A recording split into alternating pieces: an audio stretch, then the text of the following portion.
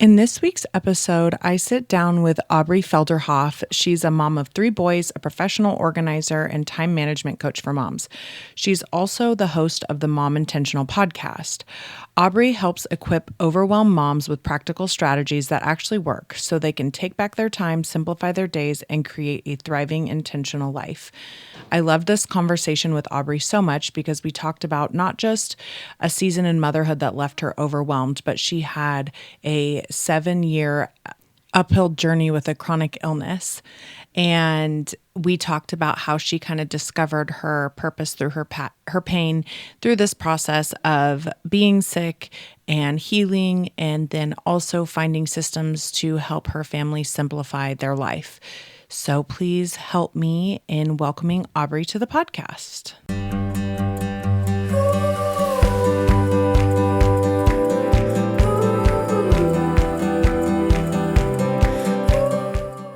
Do you wake up with the intention of being a present and patient mom, only to find yourself feeling overwhelmed and depleted amidst the chaos of daily life? Hi, I'm Leslie, a mom of littles and the host of the Grounded Mama podcast. Here we will find balance by integrating practices that reduce overstimulation and stress in order to enhance your whole family's well-being. Ready to slow down and be the intentional mother you desire to be? Okay, mama, it's time to feel grounded. Take a deep breath and let's dive in. Hey, Grounded Mama. Before we get started with this week's episode, I wanted to pop in and share some exciting things coming up. Are you ready to dive deeper into the essence of who you are? To understand how your unique identity intertwines with your motherhood journey? To discover grounding practices that will help you embrace the chaos and mother with ease? I am about to go into an I Am Identity podcast series where we will be discussing all things identity and how it relates to motherhood and connects to your nervous system. On April 22nd, I am hosting a free 1-day Embrace Your Identity virtual retreat. This is a unique opportunity to explore the themes we will be discussing on the podcast in the upcoming weeks in a more interactive and personal way. In this workshop, you will discover how to explore your unique identity, gain a better understanding of the nervous system and why it plays an important role in motherhood, and to learn grounding practices unique and individual to you and all of the mamas that are in the retreat. Embrace the chaos and mother with ease. The goal of this workshop is for you to walk away with a deeper understanding of your unique identity, practical grounding techniques, and a renewed sense of confidence in your mothering journey. Embrace the chaos, mother with ease, and join us for this transformative retreat and take the next step in your Grounded Mama journey. Reserve your spot now by heading over to bit.ly/embrace your identity to join a community of mamas who are committed to understanding themselves better, grounding their energy, and embracing the beautiful chaos of motherhood. The link is also in the show notes. I'm looking forward to seeing you there. Hi, everybody. I'm here today with Aubree, and she has a podcast called Mom Intentional, and I am so excited that our paths have crossed, and I know a little bit about her. We've had some time to be able to connect, but I'm going to have her do a short introduction about herself, and I'll have you take it from here. Okay, well, thank you, Leslie. I am excited to be here. And yes, I have a podcast called Mom Intentional.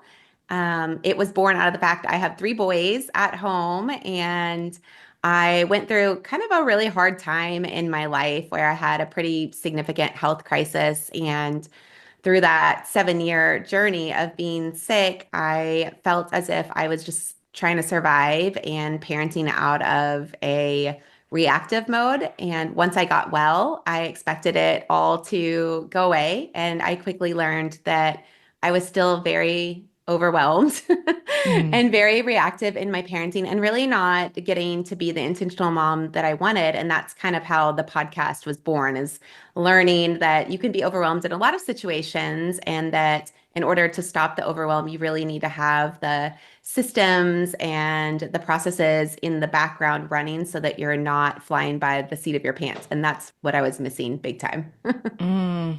Oh my gosh, so much there. I mean, not just a mom of 3 boys, but a health crisis of 7 years. That's a really long time in the grand scheme of things.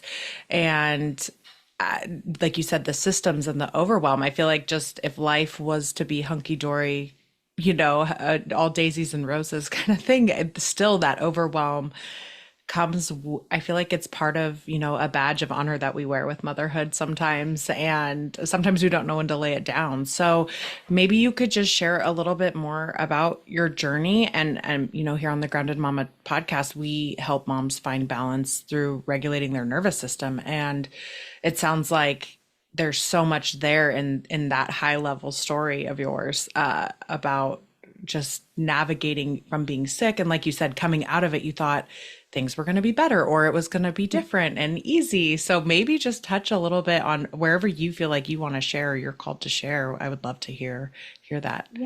Yeah, sure. So, as I had said, I was sick for a total of 7 years, and I had been all over the country trying to find an answer. I got everything from I had a brain tumor to I had a heart problem to I just needed antidepressants and anti-anxiety medicine to a prescription for a psychiatrist. I was really across the board, just basically being told motherhood is supposed to be like this and that motherhood is exhausting and I just wasn't taking a good enough care of myself, not getting enough naps. I had one episode where I had blacked out and my husband came home and I was on the floor just unconscious and my little baby at the time I had my second son was a baby was crawling around with the baby gate opened and I had come up the stairs and just fainted and so when he found me, he took me to the emergency room, and the doctor there didn't run any test. He did nothing. He looked me in the eye and told me that this is what motherhood was like with two little kids under the age of 1, and that I wasn't doing a good enough multivitamin and I wasn't giving myself enough naps. And that was his prescription. Oh my gosh. Oh, it was, yeah, talk about defeating, frustrating, all the feels, and really kind of thinking. I was crazy and that maybe I just wasn't tough enough to handle this motherhood thing like other moms, that seem to Mm-hmm. have it together. And it was a hard battle. But all that to say, when I finally God really gave me a miracle, which I can go into that story too if you want. But God gave me a miracle and He healed me. And when I got better and I got my diagnosis, I recognized that I was still very wound up in my brain and never going to get out of this trap survival mode until I fixed my mindset. And so he led me to a program that helped me to rewire my neural pathways and bring myself out of this dysregulated state that I had been living in really my whole life, but especially when you go through a trauma or a chronic illness or really a lot of different types of hard situations in our life can cause us to kind of live in that fight and flight. And eventually, if you don't get out of that, that's where your brain is going to go every time because it's a pathway in your brain. And so I was kind of stuck in that fight and flight. And when you're there, when you're in that chronic overwhelm and fight and flight and the stress, and your body isn't focused on healing, it's focused on surviving. And so my body was not able to heal. I was trapped in that dysregulated state. So I really had to learn how to basically rewire I say my entire wiring of my brain because I had been there for so long and it took a lot of unlearning and then relearning different habits and different thought processes and interrupting the thoughts. But once I got there, I was then able to focus on growing Mm-hmm. and being the mom that I had wanted to be. And in that time is where I really learned, okay, in order to stop feeling as if I am just dangling and trying to survive, I need to have these systems set up and I need to have a meal planning system and I need to have a planner and plan out my day. And so I really did. It was really 10 years of growth, but and I'm still growing. I'm definitely not great at it, but I'm no longer feeling as if I'm surviving. So that's good.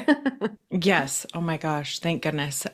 There's so much in there that I would love to unpack. Yeah. And for the sake of time, but something that you said, like you were in survival mode and when sometimes you don't even realize you're in survival mode, especially like when people are not validating your experience or your circumstance, like that doctor, like it's normal. This is normal to feel this way in motherhood. And it's like, but if your body or your intuition or something's telling you otherwise, like, no, something's not right here. And I think you followed that. You really truly kind of like you said, you traveled across the country trying to, seek and knock and find answers to what was going on with you because it felt greater than that. And whether it's little t trauma or big T trauma, like our body doesn't know the difference. It still impacts us in ways that we don't realize. And like you said, it was rewiring your brain from pretty much your whole life because, especially as children, we want to belong. We want to feel safe. And that's what I love to provide this space here for mothers is a safe place to feel understood, to feel safe. And thank you for being so vulnerable with your story and sharing that. And maybe you could go into a little bit of your journey of maybe following those breadcrumbs, those maybe God nods, or on your journey to because again, it unveiled more to you each step you took. And it was like, okay, this is, and maybe somewhat dismantling that false barrier reef of keeping yourself safe in a way like choose your hard, right? Like you could have taken that doctor's advice and gone home and sat in that and been like, this is the way it is what it is. But you decided to choose the heart of the other kind of discomfort of seeing what was out there, putting yourself out there in a way of discovering unfolding the process for you. Do you mind maybe just unpacking some of that experience? Yeah, absolutely. When I became a mom, I was a new Christian. So I did not grow up as a Christian in our household. We really didn't go to church or talk much about God. And so when I became a mom is when I became a Christian. But it was kind of on my own and I wasn't discipled and I was just kind of I don't know how you would say it, like a fair weather Christian. Like I was a Christian because I wanted to be a Christian, but I didn't fully understand God. I didn't understand his Mhm. character. I hadn't read the Bible. I was in the process of it, but I was having a hard time understanding how it applied to me and understanding the overall. Oh my gosh, I tried to read it from the first page Mhm. all the way to the end, and it was, Old Testament starting out. That was a little bit hard for me to read as a brand new Christian, but so I started off just as a very untested, faithful Christian, I guess. And as this journey unfolded, I became really angry with God, to be honest, and the God that I thought I knew, the God that I thought I understood.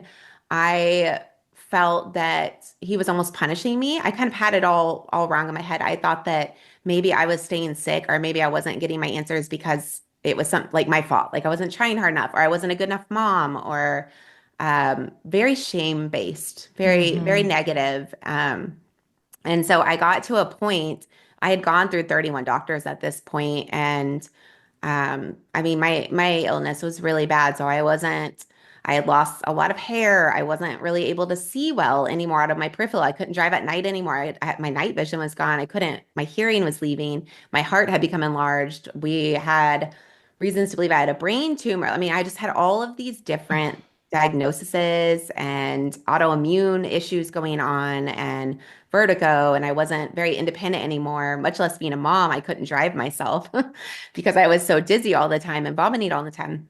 So, long story longer, right? I got to a point where I really just decided I'm done with this. Like I'm no longer helping anybody. I'm basically a burden. I was very depressed. I was very depressed. And so I just prayed to God, just take at this point, take me. Like I am done with Mhm. this. This is no way to live.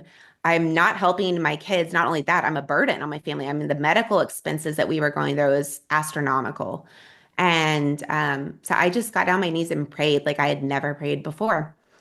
And then literally, I'm sorry, I feel so emotional talking about this Mhm. still, but Please don't apologize. um, the next day, my husband had hired just a person that we didn't know at the time. And he was getting ready to leave. He was telling him he had to leave because I had a cardiologist appointment. My heart was enlarged at that point.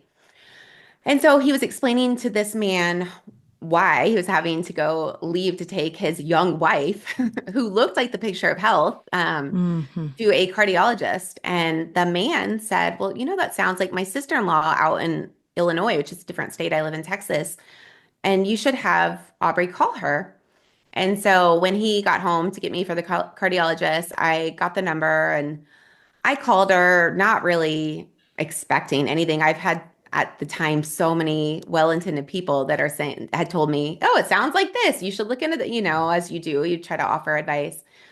And after I talked to her, I realized that I had never talked to anyone that had the exact same symptoms as me. I had over 100 symptoms at that point. And she recommended seeing a doctor out in Colorado for something called SIRS. And so I followed up and ended up flying out to Colorado with my husband and doing 3 days worth of testing and got my diagnosis. And then from there, healing started immediately. You can't fix what you don't acknowledge or what you don't see as a problem. And so I needed that diagnosis in order to start making progress in the right direction. But I wasn't going to get it until I surrendered to God because at the time I had been fighting so hard to do it my way and to let me just research some more. Let me just try this diet over here. Let me try these supplements. And I really just thought and had internalized that it was all up to me and that I wasn't getting my healing because I wasn't doing enough. I wasn't good enough. I wasn't a nice enough mom. I wasn't trying hard enough. I wasn't tough enough. And once I finally laid it all down and said, I'm not enough. Like, I cannot do this. Kind of letting go of that ego piece that I didn't realize I had and just asking God to take over is immediately when he stepped in. And so, yeah, I don't Wow. know if I answered your question, Yeah. No, I mean, but I think kind of like what you said, how you internalize certain things like, I'm not doing enough. I'm not a good enough mom. Like, I think there's so much lack and scarcity sometimes in try, I think just our human nature, our human condition, right? Our human experience is I need to do more, but almost like it's that being piece versus that doing. And I think, like you said, once you were able to lay it down and surrender it to God, that's when they answer. Like how, like you take the how out of it, I guess. Like it's like, what are the chances, what are the odds of that guy giving your husband the phone number of his sister in a different state? Like there is no calculation, there is no doing that can figure that out for you. And I think sometimes, especially as moms, when you're changing diapers and making food and doing like we're such doers as mothers, like sometimes you just have to lay that down and just be open to receive, palms open. And realize, I think, something else you said is that you became a Christian when you became a mom. I think there is so much parallel in our parenting journey and being children of God as well. There is a parallel there. And I think I shared that in a few episodes ago. Like I can see why, God's probably been frustrated with me at times in my life because there's times that I'm frustrated. So, but it's a journey, and it's a reciprocity. It's a relationship with him, not it's unconditional. His love is unconditional for us. So it's not about worth. It's not about doing. It's about receiving and being ultimately with him and being in relationship with him. And oh my gosh, just imagine if you were like, I gotta do something. Like, what if you were even in like, I have to do this to get the achievement or to get the XYZ, and maybe you wouldn't have heard him, like speaking to you, like you were open to receive at that point in your journey, like you were like anything from him. So I think sometimes I get at least caught up in my own head, like, oh, it's supposed to, and it's like it's like that story when he's like, oh, God's gonna come save me, and they send a helicopter, a boat, and it's like, no, I'm waiting for God, I'm waiting for this big moment. And sometimes it's just like the slightest, smallest thing that he shows up for us. So wow. And then you took your pain and you turned it into your purpose. You realize that after this health crisis, that talk about dysregulating, you are in survival mode. You literally were ready, you were ready for him to take you, which is like, oh my gosh, like you said, you felt like you were a burden, and the medical bills and just like all of the survival weight of that experience. I can't imagine in a different light, because our family has had, we've shared that talked about that on your podcast a little bit, but like maybe if you could explain it, coming out of the wilderness, maybe coming out of the weight of the survival mode, like you still felt like, again, there was something that still wasn't quite right.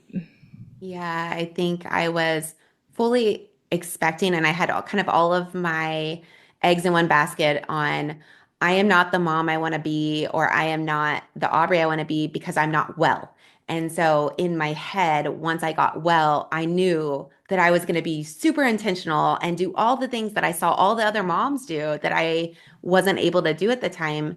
And I was kind of went through a second crisis, but I call it kind of my mental crisis when I recognized, oh, it wasn't so much the health. The health crisis did not help.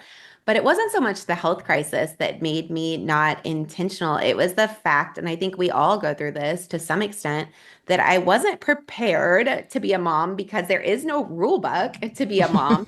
And I didn't know how to run a house and set up the systems and kind of the mom management systems in my life so that I could then choose where to spend my time. And because I didn't have that set up when I got well, it still wasn't set up. And so I still found myself in a cycle of overwhelm and kind of the hot mess mom that was always dropping the ball. And it really took a lot of truly embarrassing scenarios and mom guilt scenarios for me to recognize, hold up, this is not going to get better without me taking a step back and putting these systems into place, like really digging in, finding out why, what are the problems that I am struggling with that continue to happen? How can I fix that? And so I really dove deep, kind of like I did for, I'm a deep researcher. So just like I did for my illness, I dove deep into all things organization and systems and processes and paper management at home and clutter and meal planning and just all of the things that I felt like I had missed out on when I was so busy just trying to survive. Mm. And I dove deep into it, really, really deep. And once I began to set up the systems and I had to play and tinker a little bit because some of them I discovered did not work for my family. They looked beautiful online, but all of the color coded and I'm hat off to everyone that can do it, but all of the color coded, home edit organizing style with the rainbow. I tried it for about a hot minute and realized this is not going to work. I'm gaining no time here trying to resort. And Hmm. so I had to figure out what worked for our family first. And once I did, it took a few months to really get our systems and tweak. And we're still tweaking, all the time because my kids and my family's needs are changing. We Yeah. always are changing. But once I figured that out, I recognized one day that I was no longer pulling my shoulders up, clenching my shoulders up, or my jaw wasn't tight. I was breathing on my own. Like before, it was with this dysregulation, it was almost like I would just hold my breath and not recognize that I wasn't Mm. breathing, Like what do you do when you're scared? You hold your breath. And so I was just doing that all the time. I wasn't really breathing intentionally. And I felt as if I had no time to do anything. Well, obviously, that's going to lead to some dysregulation. So once all of that was set into place and I began to breathe and find my peace and find my calm, I realized I can be an intentional mom and I can also have my own goals and my own dreams, my own aspirations again, and not be a bad mom. And I can learn how to put these in buckets. But it took a while and it took a lot of failure Yeah. and stretching, it was not a one time and it worked, but I just started baby stepping. Mm. That's the best way for me to get out of overwhelm is start with one thing and get the momentum and then allow that snowball to roll over and do the next thing and do the next thing. And eventually you find that you are out of that cycle of drowning and you've got your foot back on the shore. Yeah. Oh my gosh, there's so many wonderful tips that I mean, I'd love to just unpack some of that real quick because I think some moms in that state of overwhelm, I think starting is truly the hardest part. They just are so dysregulated and they don't know that it's dysregulation again because people are telling you it's normal. And so you just assume that life is supposed to be this chaotic and feeling inside. And like you said, your shoulders and your ears and just the jaw tight and again to be able to identify that's why I love being here on this podcast is like to share this like to take the everyday terminology and translate it into no, this is your body trying to tell you things, like let's pay attention to that, let's lean into that. And something that you shared was that if there was a rule book you would have been more prepared for motherhood, but truly, like you said, what worked for your family looked different than what was online and beautiful. And even as the seasons change in your life and your children's lives and your family's life, like that, those systems are going to change. They're going to evolve. They're going to grow. And I think trying those things on for size, like you said, I think kids, I think, has taught me like afraid to fail is not trying at all. Like failing is not trying at all, right? But at least trying something. And like look at our kids trying to crawl and walk and how many times they get up because they know deep down in their body that they're supposed to do this. Everybody else is doing it around them. So but how does it work for you? It doesn't take one kid the same amount of time as maybe the next kid, as at least mine are completely Yeah. opposite when that happened. So I just love all of those things to be able to like make it tangible for moms listening, like, oh, how can this apply to me? What am I? And like you said something earlier about awareness, like, and I say you can't change what you don't notice. So truly like take an inventory of your life, of your body, and like what are things that are maybe dysregulating you or making you tense and tight in your life, and maybe you might have some better points to unpack with the systems or like the overwhelm. Maybe like you said, you felt that sense of peace, and I love the snowball effect, because I think once you do get that momentum with that one small thing, then you can move to the next thing and then the next thing, and then that's when like the big shifts start to happen. Yes, yes. It's so important to be able to kind of chunk it up because we tend to have this bird's eye view of I have all of these things on my plate. How am I ever going to do it? And we can't tackle everything at one time. So a good tactical strategy for your listeners, if you're feeling that just overburdened, I have no idea where to start. I have so much on my plate. I always suggest looking at, if you don't have a list, write it all out first. Just dump it out. Just throw it up on a piece of paper, brain dump it out. Hmm. And then star your top three things that you know are going to move the needle for you. So for me, when I was in a severe state of overwhelm, the top three things were not so much about work or podcasting. It was for me self-care things. I needed to make sure I had healthy meals ready to go because if I was not fed well, if I didn't have the nutrition that I needed to heal my body, then nothing else really mattered at that point. My mindset was, I was cranky or I was hungry or I was hangry. So meals, moving my body was another one, and spending time with God. Those were my top three that I always made sure I needed to get in. And once I recognized and started putting together a plan for how to do that, if I missed it, I would then recognize how dysregulated it made me, how off I felt. And so then again, through the failure, kind of like you talk about, this is how we grow. And I had envisioned failure as a bad thing. Failure is a great thing because it's how we stretch and we grow. That's how God, prunes us. But once you miss or once you put something in place and it doesn't work, you can then look at, okay, that didn't work. Why? If it was, I want to do quiet time in the morning with my, baby asleep, but baby is never asleep during your quiet time and you're just consistently missing your quiet time, which hello, that was me for a while. Hmm. You then look at it's not working. It is one of my top three priorities, one of my basic needs that I know I need in order to feel grounded, in order to feel calm and peaceful. So if I know that it most likely will not work, or something could get in the way, then why not go ahead and set up a plan B? If my son is going to get up every day at 6 a.m. or 3 days a week at 6 a.m. and I'm missing it, then I need to plan ahead, not in the middle of that reactive time when I'm like, oh, he's up. Now I can't get to, because at that point we're not thinking clearly and we're reacting. So we have to set aside the time. Maybe at the end of the week, you can review how many days did I get in these needs? If I missed it this many days, why? To identify the problem and then decide plan B. So for me, once I recognized I'm not going to get my quiet time in like I did before this particular child was born because he hates sleeping. And it's just the life that I was in at the time. He was not, and he still is not a sleeper. And he's 11. So there we go. But but when this child was not sleeping and I recognized, okay, like 2 weeks in a row, I haven't got my quiet time and I'm getting resentful and I'm getting angry Hmm. thinking, oh, he's keeping me from it. Well, no, he's not. My lack of planning is. If I Hmm. know and if I plan for there's a likelihood that he is probably going to wake up and it's not going to work at 6 a.m. and I bump it to 5:30 and it doesn't work because he just gets up earlier and earlier, then I then need to set aside plan B, which eventually, after a lot of failure, I did figure that out. And then I decided, oh, if he wakes up, then I know that my quiet time will be the first thing I do when he goes down for a nap. And then it started happening again until he stopped Mm. taking naps. And then I got frustrated and it took me a while. And then I recognized again, oh my gosh, I don't have plan C, right?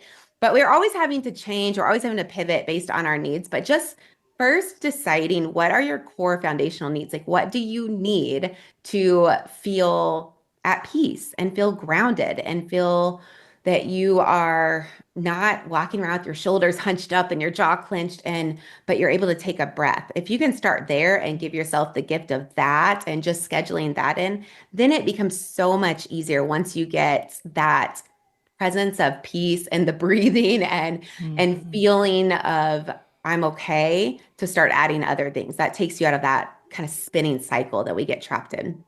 Yeah, I think, our breath is one of our greatest resources and one of our best, like, we don't realize we have it within us. And, audible inhale, audible exhale is just all you need to do sometimes to just ground yourself and start from there. I love the brain dump. I love getting it all out of your head because sometimes we can make things bigger than they are by just keeping them in our heads and or emotions, keeping things internalized is not healthy. We need to get it all out on paper, out in the air, whatever. Something you said about you were getting resentful, and I think that's another key. Like, I loved what you said about your plan wasn't working, not to get resentful about your son waking up. And I think that's something as moms is a good red light indicator, maybe even a yellow light. Okay, I notice I'm getting resentful. What do I need to change about this? What do I need to change and how I approach this circumstance? Because you can't change the circumstance. It is what it is in motherhood. That poopy diaper is always going to happen right before you leave the door. But I think as moms, like, that is such it is something that can happen often especially if we live in a dysregulated state more constant than not, and not able to see that the adaptive to change. And one other thing that you said was, oh gosh, I'm blanking on it, but that would be a great transition into maybe the brain. Like, you were realizing, you said you rewired your neural pathways in your brain with this program. Maybe as kids and being surrounded around kids is like they learn new things every day. We're, as adults, we're kind of concrete in our systems and in our life, and especially before kids come along, especially being independent adults. Maybe you can touch on that. And I do remember my thought now, mom brain. Pivoting. You said pivoting. I think that's another thing that can be so dysregulating for moms, especially with kids. Like, you have to learn how to adapt and pivot all the time. So that's a great transition into the neural pathways as well. Do you mind touching on that a little bit with maybe just some of those things that you just mentioned?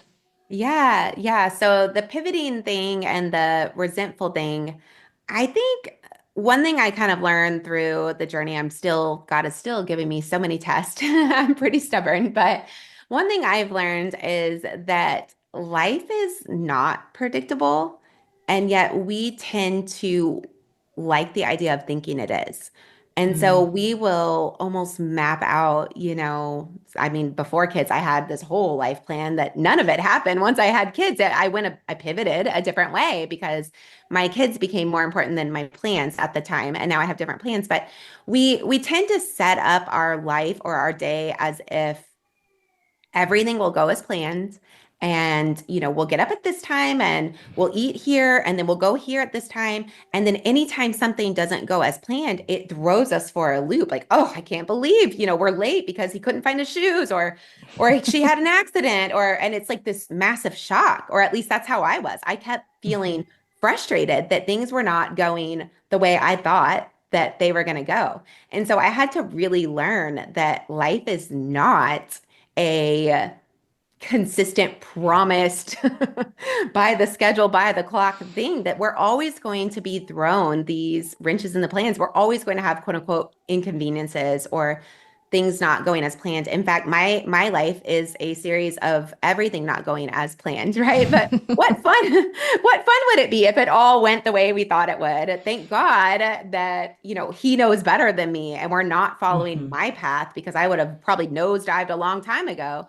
So thank goodness that I am following his path or he's forcing me to, whichever way you Right. look at it. But I think that's one thing to start with is changing that mindset around this is the way today's going to go and here's what I have planned, kind of building in some buffer time and some grace periods, right? Because life is not going to go as we want it to go. It's not perfectly planned. There's always going to be things, if you have kids, even if you don't, but if you have kids, it's never going to go the way that you think it's going to go. And so building buffer time and building grace periods and giving yourself some moments to kind of lean back on and recognize that this is life and this is the Mhm. journey and this is what so many of us dreamed about when we're dating our husbands and talking about I can't wait to have kids with you one day and you have all these dreams. These are the moments that we're living right now. And so I feel it's so important and I have to remind myself all the time this is the dream. Like I'm living the dream life.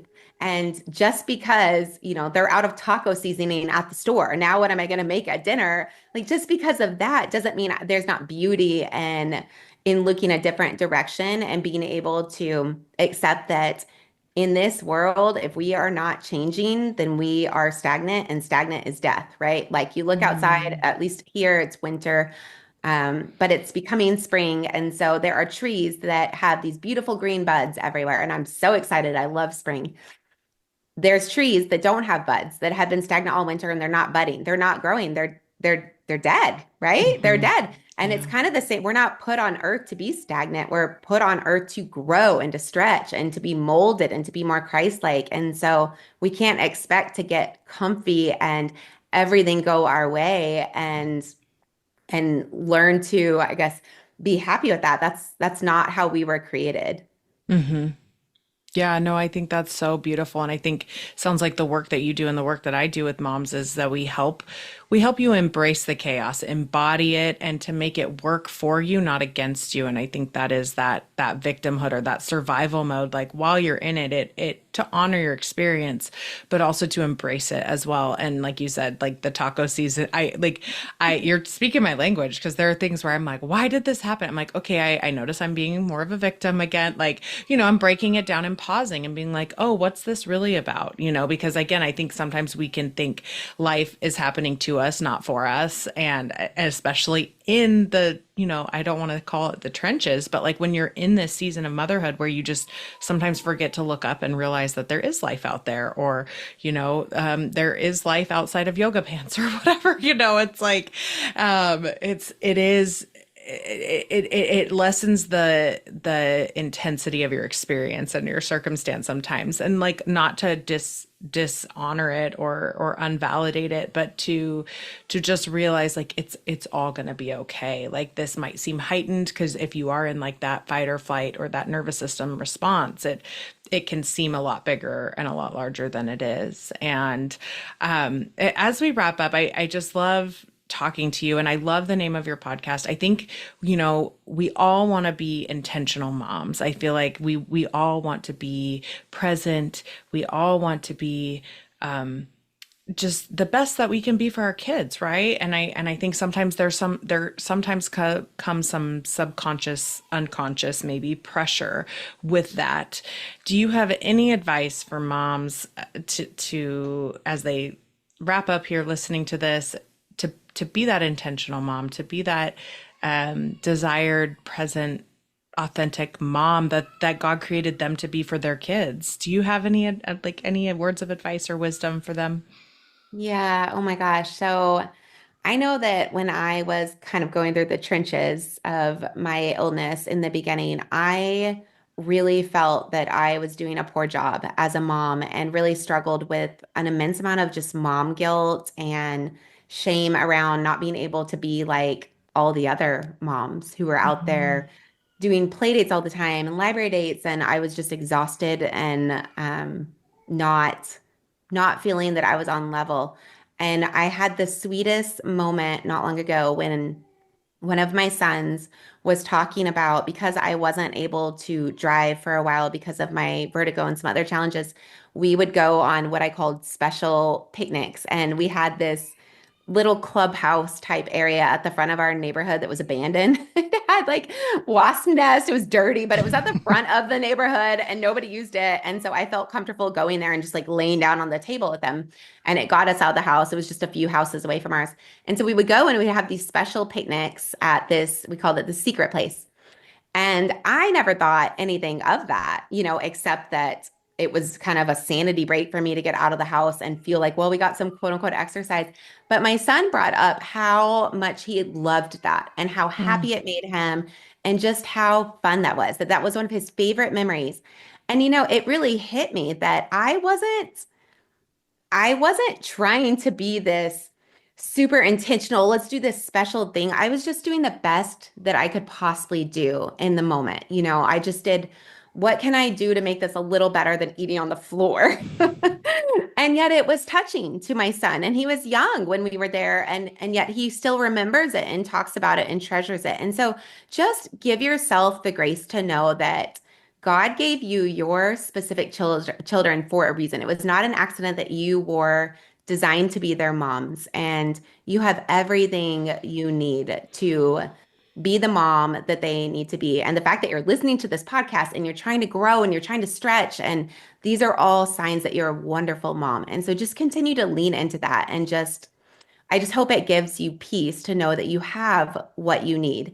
And you don't always know what that is. We don't always know, there's not a finish line with motherhood, but at the end of the day, we are shaping them in a way that God ordained for us. And so just continue to lean into that. Continue to pray, continue to carve out that quiet time and just trust that God will get you through because we don't always know the impact we're making until much later, if ever, but you are 100% doing a good job, Mama.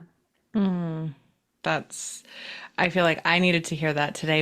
And hopefully other moms listening needed to hear that today too, because sometimes, yes, I think we all think we're not doing, that good enough. And it is good enough. So Aubrey, thank you so much for your time and your wonderful, impactful story. I mean, it's touched me in my motherhood journey, and I'm excited to take a few things away that you shared today. Can you just share real quick where people can find you or connect with you if they related to you and want to hear more or anything like that? Yeah, sure. I had so much fun. So I do have a podcast called Mom Intentional.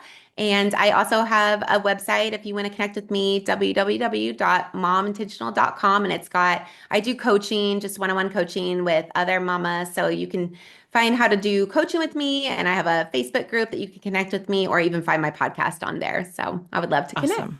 Awesome. I'll put everything in the show notes as well. So Well, thank you, thank Aubrey. you. Thanks, Leslie. It was fun. Hey, Mama, are you local to the Boise area? I would love to invite you to join me on Wednesday, April 30th at Barber Park for a Shine Bright, You Were Made for More lift event. This world sometimes feels dark and empty, leaving us with so many questions, discouragement, and feeling alone. We can't seem to get a grip on our circumstances or see a way out that feels genuine to who we are.